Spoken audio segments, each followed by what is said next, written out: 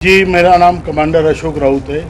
मैं राष्ट्रीय संघर्ष समिति EPS 95 का राष्ट्रीय अध्यक्ष हूँ और आज यहाँ हमारे जतिंदर वीर सिंह जी जो पंजाब के हमारे NSA के अध्यक्ष है, उनके कहने पर, श्यामलाल जी की हमारे कोऑर्डिनेटर, उनके कहने पर आज यहाँ पर पंजाब में पटियाला में हमारा पंजाब राज्य का अधिवेशन हुआ। उसमें कई राज्यों के नेतागण हमारे आए। हरियाणा के अध्यक्ष राजकुमार त्यागी जी और भी बाकी लोग यहाँ पर आए हैं। सुरेंद्र सिंह जी जो उत्तराखंड के अध्यक्ष है, और काफ़ी लोग यहाँ पे आए थे। हजारों की संख्या में लोग उपलब्ध थे। देखिए, EPS 1995 एक स्कीम कामगारों के लिए बनाई थी। जब भारत में लिबरल इकोनॉमी शुरू हुई 1991 में, तो ये एक्सपेक्टेड था कि कई कंपनियां आएगी और कई कंपनियां आने के बाद उन कंपनियों में काम करने वाले जो कामगार हैं उनका हॉपिंग होगा, मतलब इस कंपनी से उस कंपनी में 2 साल, वहाँ 4 साल।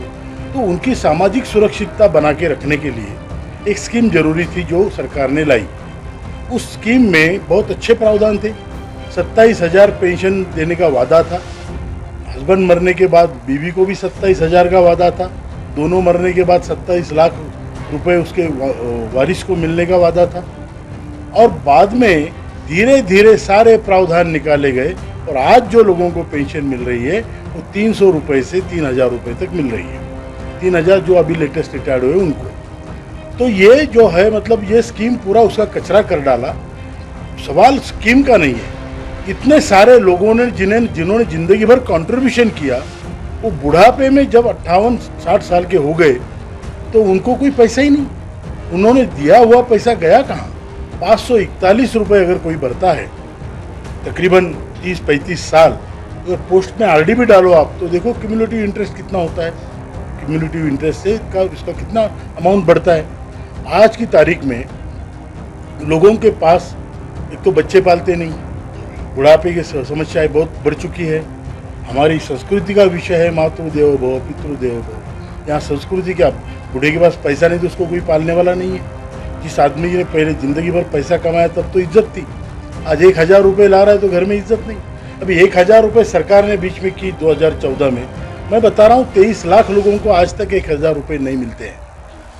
ये बहुत बड़ी देश की समस्या है। ये पॉलिटिक्स से परे है, उसके ऊपर है।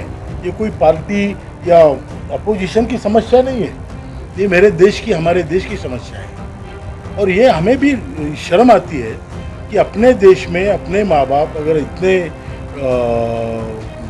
नासाज होकर जी रहे हैं तो वो तो हमारे लिए भी शर्म की बात है, सबके लिए।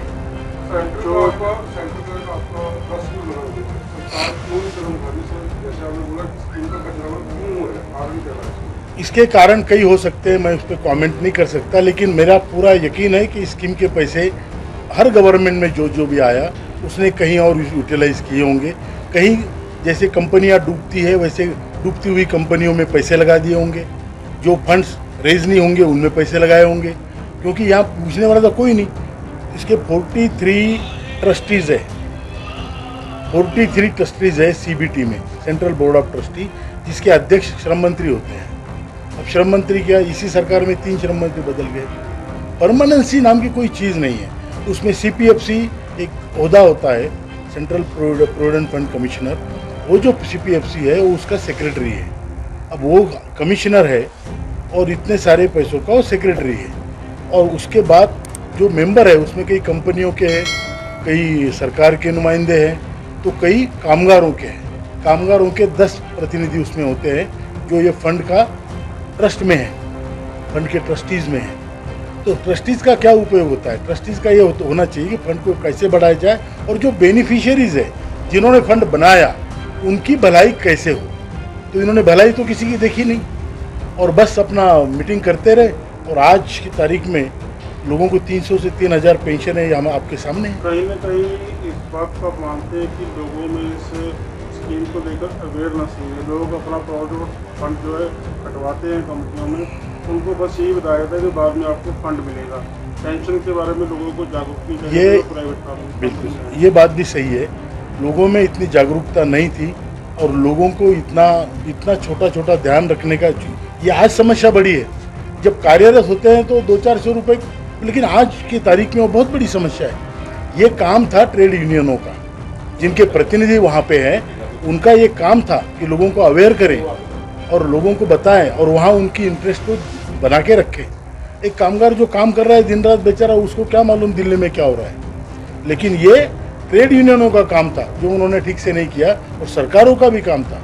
ये सरकार मतलब अभी हमारा ही तो रिप्रेजेंटेटिव है। अरे भाई, उन्हीं के तो लोग हैं, उन्हीं के देश बनाने वाले लोग हैं। ये पूरे उद्योग क्षेत्र के कर्मचारी हैं, पूरा उद्योग, प्राइवेट उद्योग हो, निम्न सरकारी सेमी गवर्नमेंट हो, सरकारी हो, राज्य सरकार हो, केंद्र सरकार, मतलब हिंदुस्तान एरोनॉटिक्स लिमिटेड, ONGC से लेके तो शिपयार्ड से लेके तो बीड़ी कामगार तक, सभी पूरा कोऑपरेटिव सेक्टर, पूरा परिवहन, अब इसमें पूरे दूध व्यवसाय, ये सारे इसमें आते हैं। तो इनका भला देखना, ये तो सरकार की भी जिम्मेदारी पहले से।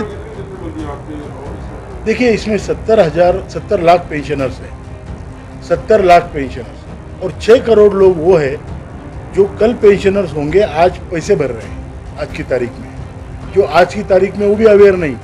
जब 50,000 की पेमेंट पाने वाला जब 1,000 पेंशन पाएगा तब वो जागरूक होगा। इस मामले को लेकर जैसे उन्होंने पहले बताया कि हेमा मालिनी से आपकी बात हुई है और नहीं, देखिए, राजनेताओं से बात हुई है। नहीं, हमारी बात, हमने भारत के जितने सांसद हैं, कम से कम राज्यसभा और लोकसभा दोनों, सभी को कम से कम 7 बार निवेदन दिए हैं। 7 बार निवेदन दिए।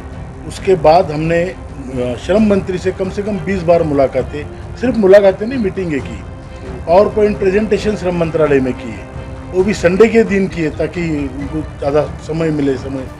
ये सारी चीज़ें हुई। फिर प्रधानमंत्री जी ने हमें मुलाकात का मौका दिया, उसके लिए अगुवाई जो की, जो आदरणीय हेमा मालिनी जी ने की। तो आदरणीय प्रधानमंत्री जी ने बुला के हमारी पूरी बात सुनी, उनके समझ में आई पूरी बात। आधा घंटा तकरीबन उन्होंने सुना। उसके बाद में उनकी मुलाकात को कितना समय होगा? ये हुई थी 4 मार्च 2020 को। और मैंने ये भी देखा, मेरे साथ हमारे महासचिव जी थे वीरेंद्र सिंह जी, और बाकी भी लोग थे। तो हम वहाँ गए तो उन्होंने पूरी बात सुनने के बाद उनकी आंखों में नमी थी।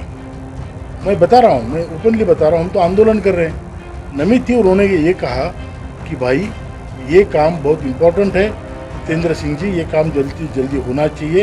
इनकी जो भी मांगे है तुरंत पूरी लिख लो। 2 साल के बीच का समय होगा। हाँ, तो अभी 2 साल में हम तो चाहते हैं कि तुरंत हो जाए, बल्कि डिक्लेयर करे, बात का बात में देखते रहें, सरकार गारंटी रहे हमारा पैसा हमको वापस दे दे। तो इस तरह से EPS 95 पेंशन में वृद्धि समेत 4 सूत्रीय मांगों को मंजूर करवाने के लिए दिनांक 3/7/2022 पटियाला में पंजाब प्रांत का प्रांतीय अधिवेशन यहां पर संपन्न हुआ है,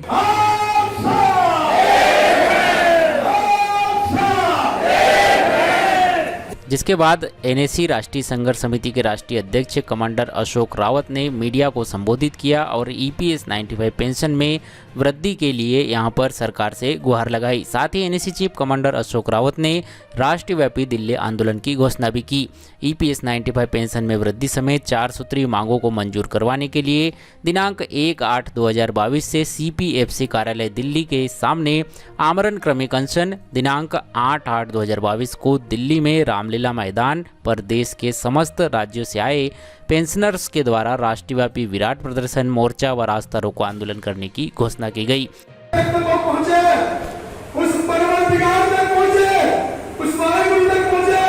अपनी नाभि से जोर से आवाज दीजिए, जतिंद्र सिंह आगे बढ़ो, हम तुम्हारे साथ हैं। दोनों हाथ उठा के जतिंद्र सिंह आगे बढ़ो, हम तुम्हारे साथ हैं। श्याम लाल जी आगे बढ़ो, हम तुम्हारे साथ हैं। पंजाब की आगे बढ़ो, हम तुम्हारे साथ हैं। पटियाला की आगे बढ़ो, हम तुम्हारे साथ हैं।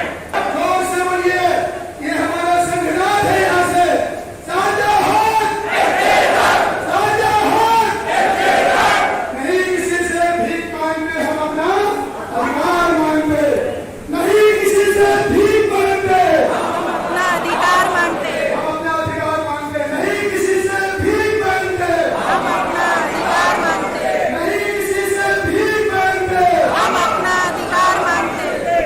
होप ये वीडियो जानकारी आपको पसंद आई होगी। ये वीडियो जानकारी आपको अच्छी लगी हो तो वीडियो को लाइक शेयर, चैनल को सब्सक्राइब कीजिए। मिलते हैं आपसे अगले वीडियो में किसी जानकारी के साथ। तब तक के लिए बने रहिएगा एम्प्लॉय खबर चैनल के साथ। जय हिंद, वंदे मातरम।